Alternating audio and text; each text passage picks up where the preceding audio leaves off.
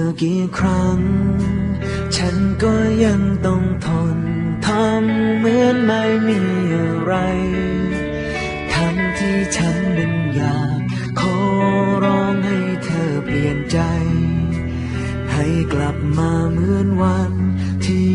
เราเคยรักกันมองหน้าเธอวันนี้เธอช่างมีความสุขไม่เหมือนตอนเริ่มกับฉันเขาที่เป็นคนใหม่คงเป็นผู้ชายในฝันเมื่อหมดความสำคัญฉันคงต้องทำใจ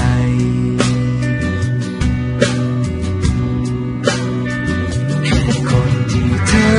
หลงมาเปิดใจผูกพันฉันเป็นได้เพียงเท่านั้นไม่มีความหมายคงต้องยอมรักเธอมาไรไม่ได้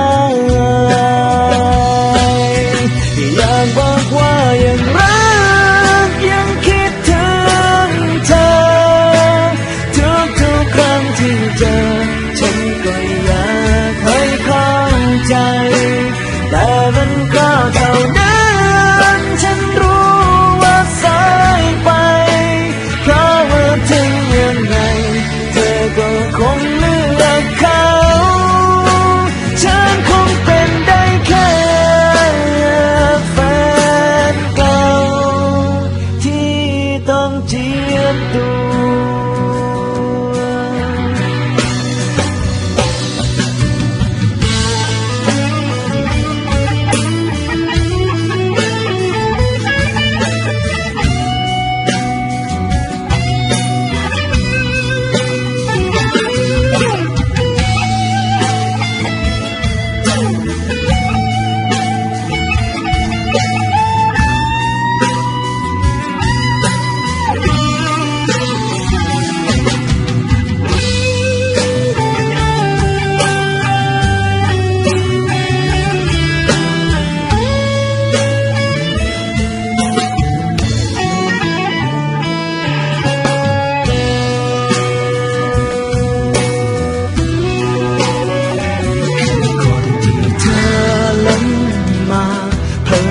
ใจ